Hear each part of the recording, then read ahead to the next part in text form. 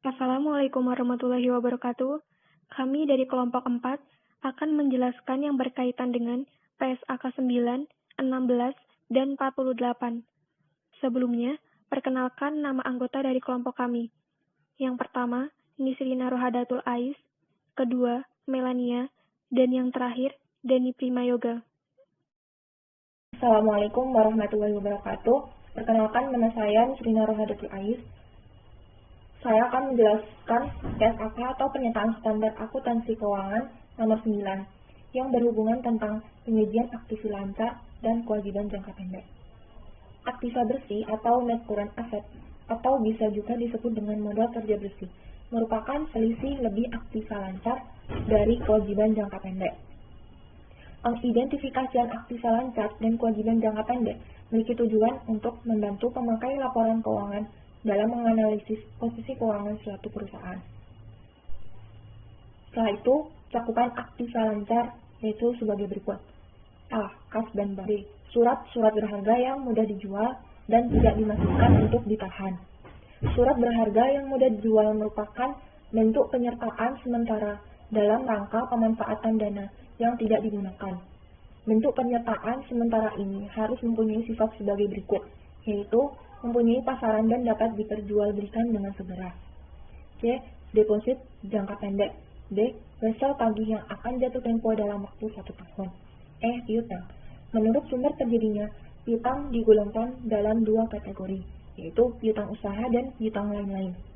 Piutang usaha memiliki piutang yang timbul karena penjualan produk dan penyerahan jasa dalam rangka kegiatan usaha normal perusahaan.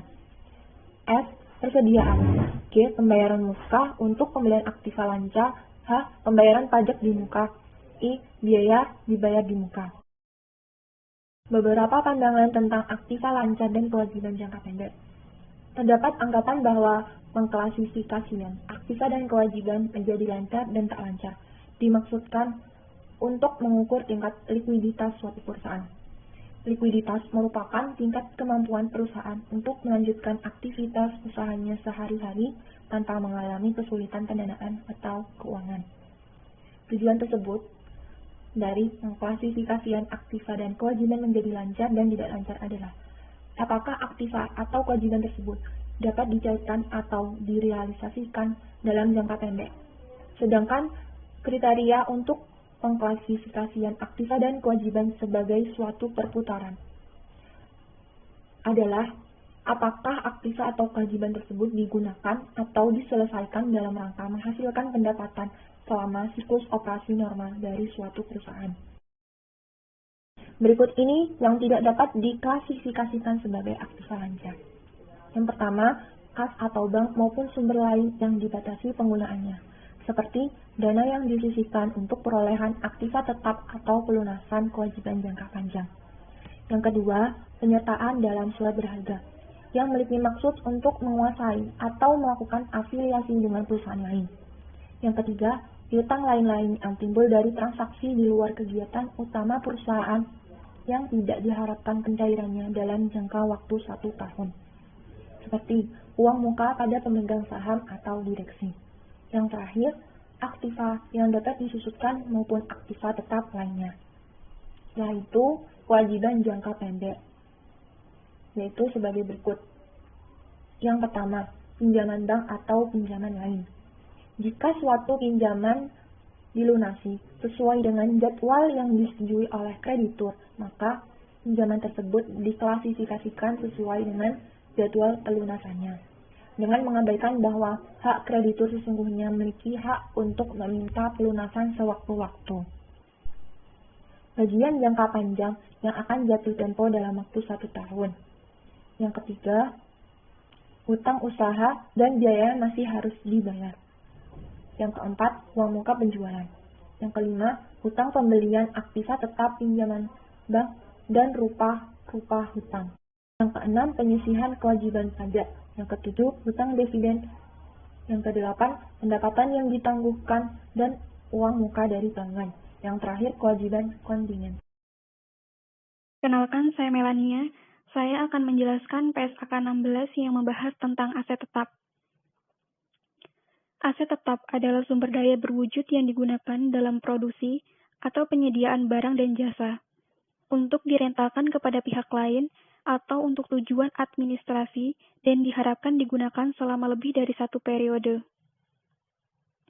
Biaya perolehan aset tetap diakui sebagai aset jika biaya-biaya yang terjadi setelah perolehan sendiri tidak semuanya dapat dikategorikan sebagai bagian dari aset tetap. Biaya-biaya setelah perolehan awal yang dapat dikategorikan sebagai aset tetap disebut juga dengan biaya-biaya yang dapat dikapitalisasikan. Syarat-syarat agar biaya setelah perolehan awal dapat dikapitalisasikan hampir sama dengan syarat-syarat biaya tersebut dapat diakui sebagai aset tetap, yang intinya adalah terdapat manfaat ekonomis di masa depan dan biaya tersebut dapat diukur secara handal. Biaya perolehan aset tetap meliputi 1. Harga perolehan, termasuk bea impor dan pajak pembelian yang tidak dapat dikreditkan setelah dikurangi diskon dan potongan lain. Kedua, biaya-biaya yang dapat didistribusikan secara langsung untuk membawa aset ke lokasi dan kondisi yang diinginkan, agar aset siap digunakan sesuai dengan intensi manajemen. Ketiga, estimasi awal biaya pembongkaran dan pemindahan aset tetap dan restorasi lokasi aset. Kewajiban atas biaya tersebut timbul ketika aset tersebut diperoleh atau karena entitas menggunakan aset tersebut selama periode tertentu untuk tujuan selain untuk menghasilkan persediaan. Contoh biaya yang dapat didistribusikan secara langsung. Yang pertama, biaya imbalan kerja yang timbul secara langsung dari konstruksi atau perolehan aset tetap. Kedua, biaya penyiapan lahan untuk pabrik. Ketiga, biaya penanganan dan penyerahan awal. Keempat, biaya perakitan dan instalasi. Kelima, biaya pengujian aset. Apakah aset berfungsi dengan baik setelah dikurangi hasil bersih penjualan produk yang dihasilkan sehubungan dengan pengujian tersebut. Misalnya, produk dihasilkan dari peralatan yang sedang diuji. Dan keenam, komisi profesional. Kemudian contoh biaya yang bukan merupakan biaya perolehan aset tetap. Yang pertama, biaya pembukaan fasilitas baru. Kedua, biaya pengenalan produk atau jasa baru, termasuk biaya iklan dan aktivitas promosi. Ketiga, biaya penyelenggaraan bisnis di lokasi baru, termasuk biaya pelatihan staf. Dan keempat, biaya administrasi dan biaya overhead umum lainnya. Pengukuran setelah pengakuan terdiri dari, pada model biaya, aset tetap dicatat pada biaya yang telah ditentukan di akumulasi penyusutan dan akumulasi penurunan nilai. Sedangkan pada model revaluasi, aset tetap dihitung pada nilai wajar pada tanggal revaluasi di akumulasi penyusutan dan akumulasi rugi penurunan nilai yang terjadi setelah tanggal revaluasi. Ada beberapa metode penyusutan, di antaranya 1. Metode garis lurus, yaitu metode penyusutan di mana penyusutan periodik sama untuk setiap tahun umur manfaat aset. Kedua, metode saldo menurun, yaitu metode penyusutan yang menerapkan tingkat bunga konstan terhadap penurunan nilai buku aset dan menghasilkan penurunan beban penyusutan tahunan selama umur manfaat dari aset. Dan ketiga, metode unit produksi adalah metode penyusutan di mana umur manfaat dinyatakan dalam satuan total produksi atau penggunaan yang diharapkan dari aset. Dan ada penghentian pengakuan. Keuntungan atau kerugiannya dimasukkan dalam laporan laba rugi entitas. Aset tetap dihentikan pengakuannya hanya jika pada saat pelepasan dan ketika tidak terdapat lagi manfaat ekonomis di masa depan. Perkenalkan, nama saya Dani Primayuga dari kelompok 4. Ingin mempresentasikan tentang PSAK nomor 48. Ya, PSAK nomor 48 membahas tentang perubahan nilai aset, di mana setiap akhir periode pelaporan, entitas menilai apakah terdapat indikasi aset mengalami penurunan nilai. Jika terdapat indikasi tersebut, maka entitas mengestimasi jumlah terpulihkan aset tersebut. Suatu aset mengalami penurunan nilai jika jumlah tercatatnya melebihi jumlah terpulihkannya. Terlepas apakah terdapat indikasi penurunan nilai, entitas juga 1. Menguji penurunan nilai aset tak berwujud dengan masa manfaat tak terbatas atau aset tak berwujud yang belum dapat digunakan secara tahunan dengan membandingkan jumlah tercatatnya dengan jumlah terpulihkannya. 2. Menguji penurunan nilai goodwill yang diperoleh dalam kombinasi bisnis secara tahunan. Informasi yang dipertimbangkan entitas perihal adanya indikasi penurunan nilai diantaranya Informasi eksternal meliputi 1. Perubahan signifikan nilai pasar. 2. Perubahan signifikan teknologi, pasar, ekonomi, dan lingkup hukum. 3. Perubahan suku bunga. 4. Jumlah tercatat aset neto entitas melebihi kapasitas pasarnya. Kemudian informasi internal meliputi 1. Bukti keusangan atau kerusakan fisik aset. 2. Perubahan signifikan atas penggunaan, penghentian, dan masa manfaat aset. 3. Bukti internal mengindikasi bahwa kinerja ekonomi aset lebih buruk dari yang diharapkan. Elemen-elemen yang terkandung dalam penghitungan nilai pakai aset. 1. Estimasi arus kas masa depan yang diharapkan entitas akan diperoleh dari aset. 2. Kemungkinan variasi dari jumlah atau waktu arus kas masa depan. 3. Nilai waktu uang direpresentasikan oleh suku bunga pasar bebas risiko yang berlaku. 4. Harga untuk menanggung ketidakpastian yang melekat pada aset. 5.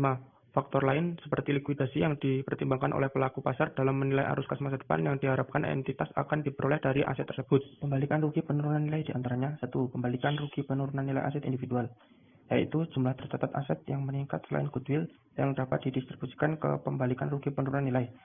Tidak boleh melebihi jumlah tercatat atau neto setelah amortisasi atau penyusutan, seandainya aset tidak mengalami rugi penurunan nilai pada tahun-tahun sebelumnya.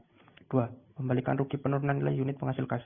Pembalikan rugi penurunan nilai unit penghasil kas dialokasikan pada aset dari unit tersebut kecuali untuk goodwill secara prorata dengan jumlah tercatat aset tersebut. Peningkatan dalam jumlah tercatat ini diperlakukan sebagai pembalikan rugi penurunan nilai untuk aset individual dan diakui segera dalam laba rugi. 3. Pembalikan rugi penurunan nilai goodwill. Sekian yang dapat kami sampaikan. Kurang lebihnya kami mohon maaf. Wassalamualaikum warahmatullahi wabarakatuh.